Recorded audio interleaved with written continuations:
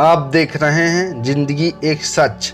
तो आइए आज की नई कहानी को सुनते हैं। जेठ की गर्म दोपहरी में अचानक दरवाजे पर हुई दस्तक से मैं घबराकर उठ बैठा।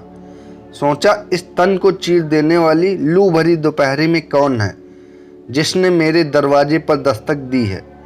थोड़े सहमे कदमों से मैं दरवाजे की तरफ गया और पूछा, कौन है वहाँ?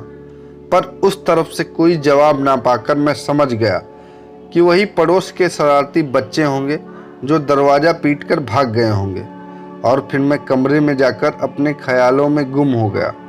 तभी अचानक दरवाजे पर फिर वही दस्तक हुई, बहुत तेज से। अब की बार मैं तेजी से दरवाजे की तरफ बढ़ा, ये सोचकर कि इस बार इन शरारती बच्चों को पकड़ कर ही रहूँगा। और तुरंत ही मैंने दरवाज़ा खोल दिया। दरवाज़ा खुलते ही मेरे होश उड़ गए। लगा कि जैसे किसी ने मुझे क्षण के लिए प्राणहीन कर दिया हो, क्योंकि जो मैंने देखा उसके बाद मेरा बेहोश होना बिल्कुल लाजमी था। और जब मुझे होश आया तो मैंने देखा मेरे सामने बगल वाले शर्मा जी खड़े हैं। उन्होंने मुझे पानी पिलाया और पूछा, क्या हुआ? आलोक भाई, आप दरवाजे पर बेहोश पड़े थे, वो तो अच्छा हुआ मेरी नज़र पड़ गई आप पर, वरना इस दोपहरी में यहाँ पर कोई घर से बाहर कदम भी नहीं रखता। क्या आपको मालूम नहीं आलोक भाई? मैं आश्चर्यचकित सा शर्मा जी को देखने लगा और धीमे स्वर में बोला, क्या मालूम नहीं मुझे? और मालूम भी कैसे होगा? मैं तो अभी 5 दिन पहले ही इस शहर में आया हूँ। अभी अभी बदली हुई है मेरी। साल भर बाद कहीं और चला जाऊँगा, इसीलिए अकेला ही रह रहा हूँ। शर्मा जी हल्की सी मुस्कुराहट के साथ बोले, कुछ नहीं आलोक भाई, अभी मैं चलता हूँ, आप आराम करें। और हाँ, चाहे कुछ भी हो जाए, आप दोपहर 12 बजे से लेकर शाम 5 बजे तक दरवाज़ा बिल्कुल ना खोलना। कल मिलता हूँ आपसे, अभी घर पर कुछ काम है, मैं चलता हूँ। बस इतना समझाकर शर्मा जी अपने घर चले गए। मैं भी खाना खाकर सोने चला गया।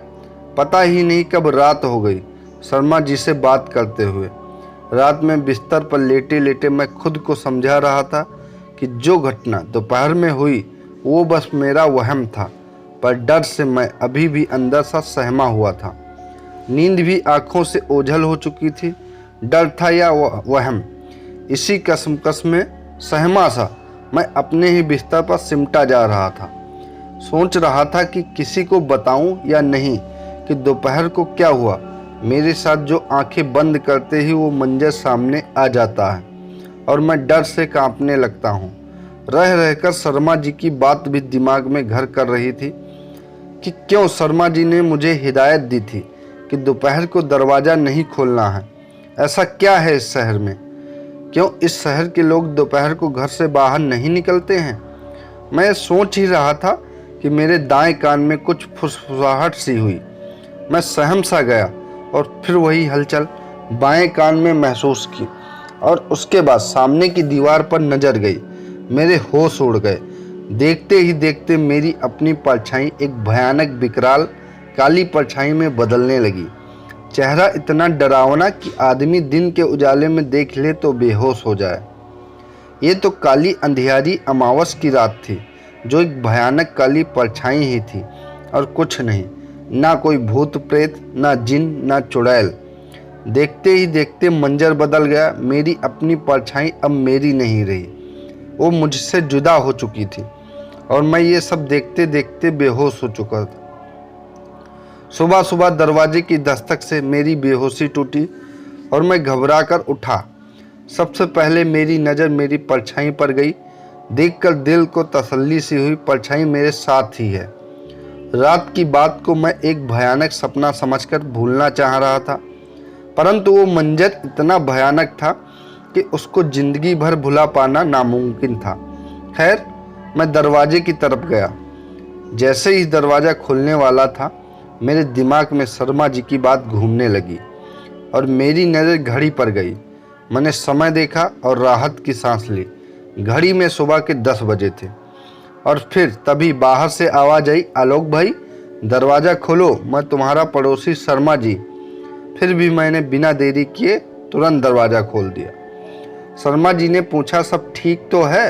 ना सुबह के 10 बज रहे हैं, अभी तक आपका अखबार और दूध गेट पर ही। तबीयत तो ठीक है? मैंने थोड़ा मुस्कुराते हुए कहा, सब ठीक है। वो मैं रात को देर तक जाग रहा था, इसलिए नींद देर से खुली। शर्मा जी को कल की घटना बताना चाहता था, पर कैसे बताऊं, मुझ पर यकीन भी करेंगे, यही सोचकर कुछ बोल नहीं पा रहा था। शर्मा जी मेरे साथ कुछ देर बैठे, फिर हम बातें करने लगे। 1.5 घंटा कैसे बीत गया पता ही नहीं चला। मेरे मन में शर्मा जी की कही एक बात पता चल रही थी, जो उन्होंने कल बताई थी कि दोपहर में दरवाज़ा नहीं खोलना है। मैं पूछ ही रहा था, तभी शर्मा जी बोल पड़े, आलोक भाई चाय नहीं पिलाओगे? मैंने कहा, क्यों नहीं, अभी लो शर्मा जी, कहकर मैं किचन में चला गया। शर्मा जी वहीं बैठे बैठे मुझसे बातें करते रहे। बातों बातों में पूछने लगी, शादी हो गई आपकी? मैंने जवाब दिया, 3 साल हो गए शादी को, एक बिटिया भी है। शर्मा जी बोले, फिर है कहाँ, साथ क्यों नहीं लाया? मैंने बताया कि थोड़े समय के लिए आया हूँ इस शहर में, जल्दी बदली करवाकर वापस चला जाऊँगा, इसीलिए अकेला ही आ गया। शर्मा जी ने पूछा कि ऑफिस नहीं जाते क्या? ऑफिस की टाइमिंग क्या है? मैंने जवाब दिया कि 10 बजे है, जो कल से ज्वाइन करना है। और मैं चाय और नमकीन की ट्रे लेकर किचन से बाहर आ गया और शर्मा जी को चाय का कप पकड़ाया। शर्मा जी चाय की चुस्की लेते हुए बोले कि आप भाभी जी को ले ही आओ। मैंने कहा, क्यों, क्या हुआ, चाय सही नहीं बनी क्या? शर्मा जी बोले, अरे नहीं नहीं, वो बात नहीं है, चाय तो बहुत अच्छी बनी है, पर इस शहर में कोई भी पुरुष अकेला नहीं रहता है। मैंने तुरंत पूछा, ऐसा क्यों? वो बोले, बात ऐसी है कि उनके इतना बोलते ही घड़ी ने दोपहर 12 बजे का घंटा बजाना शुरू कर दिया। शर्मा जी ने घड़ी की तरफ देखा और बोले, 12 बज चुके हैं, मैं चलता हूँ, बाद में बताता हूँ सब बात। और हड़बड़ी में उठकर दरवाजे की ओर चल दिए। मैंने भी दरवाज़ा बंद करने के लिए जैसे उठने का प्रयास किया, मैं उठ नहीं पाया, जैसे किसी ने मुझे जकड़ लिया हो। तभी मेरी नज़र अपनी परछाई पर गई और मैंने देखा कि मेरी परछाई को उसी भयानक काली परछाई ने अपने हाथों में जकड़ा हुआ है, जिस वजह से मैं हिल भी नहीं पा रहा हूँ। और वो काली परछाई मेरी परछाई पर हावी हो रही है, उसको खुद समेट रही है। मैंने डर कर अपनी आंखें बंद कर ली और हनुमान चालीसा का पाठ करने लगा। कुछ देर बाद आंखें खोली तो मेरी परछाई काली परछाई की कैद से आज़ाद थी। मैंने तुरंत उठकर दरवाज़ा बंद किया और राहत की सांस ली। अब मैंने सोचा कि ये क्या बला है, क्या राज है, और शर्मा जी की बातों का इनमें कहीं कोई लिंक तो नहीं है। ये सोचकर मैंने शर्मा जी के उस नंबर पर फ़ोन लगाया जो उन्होंने मुझे तब दिया था जब वो पहली बार यहाँ आए थे, और अपना नंबर देते हुए कह गए थे कि कोई भी काम हो तो इस नंबर पर कॉल करके बुला लेना। मैंने फ़ोन लगाया पर फ़ोन लगा नहीं। मैंने कई बार कोशिश की, परंतु हर बार एक ही जवाब मिलता कि जिस नंबर पर आप संपर्क करना चाहते हैं वो अभी नेटवर्क कवरेज क्षेत्र से बाहर है।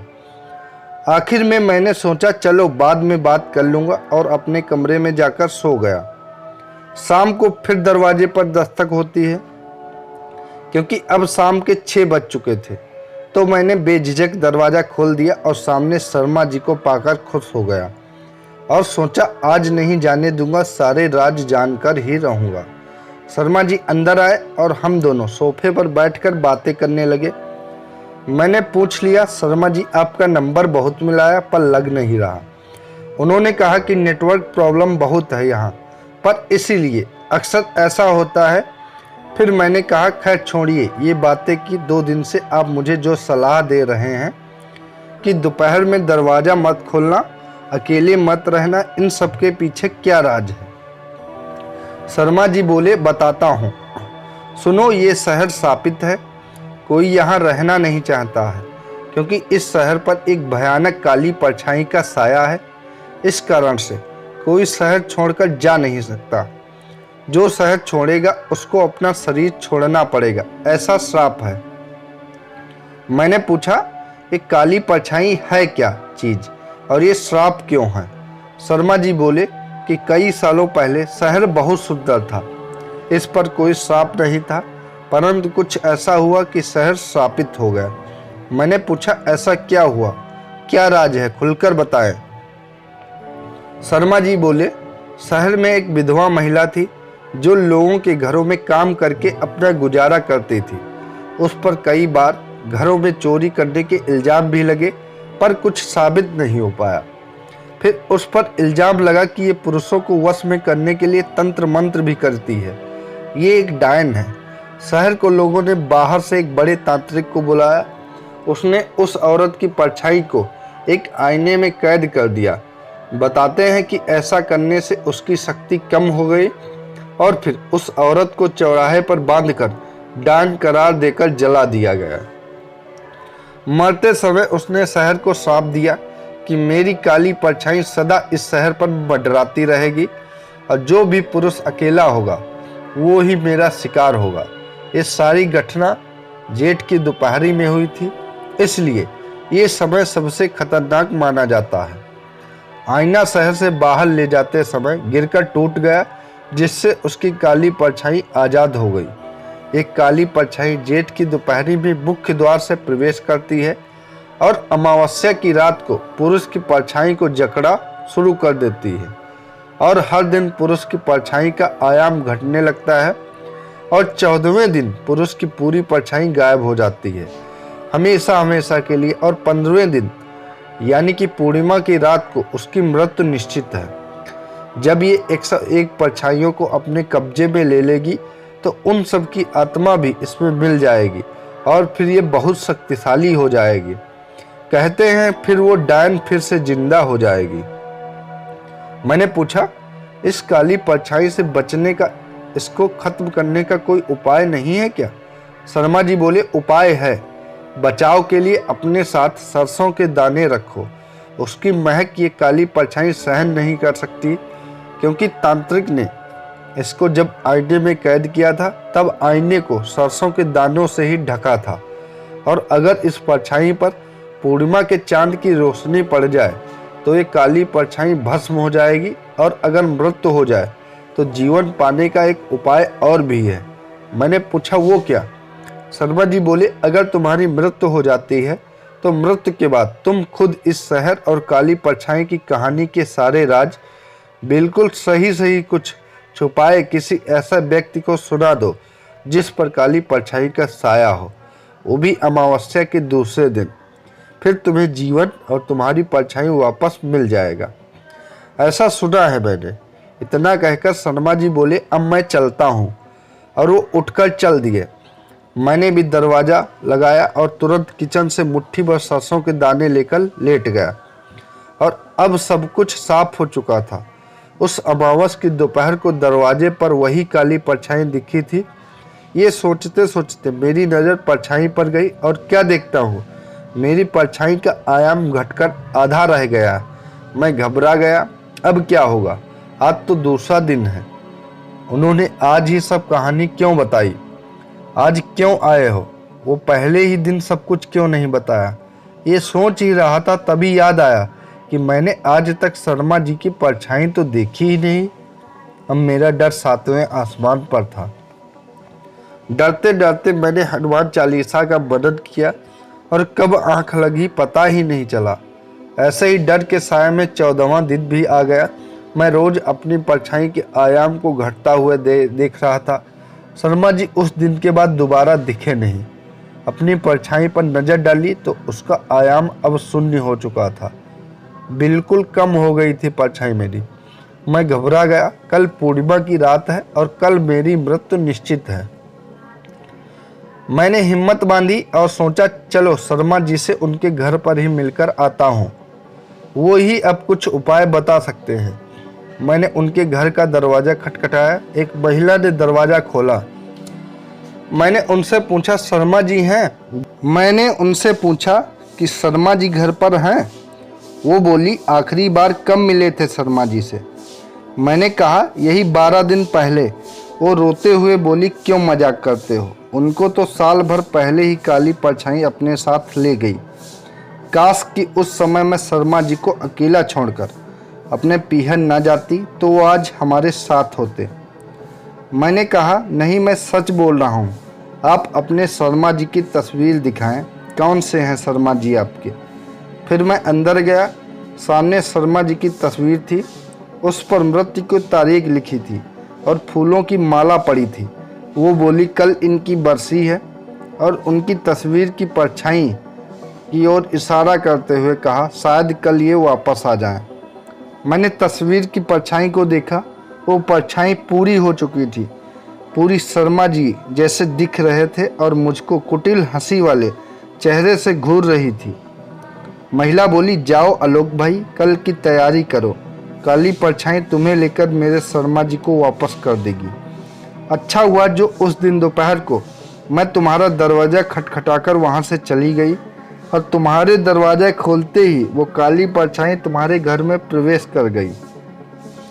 मैं डरा सहमा मायूस सा घर वापस आ गया और अपनी मृत्यु की घड़ियां गिनने लगा।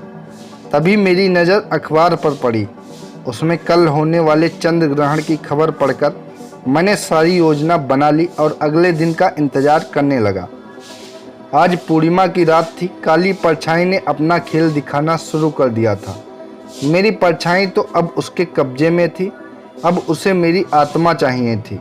उसने मुझ पर हमला शुरू कर दिया। वो बहुत विकराल हो चुकी थी। मैं उससे छुपते हुए बचते हुए चंद्र ग्रहण का इंतजार कर रहा था।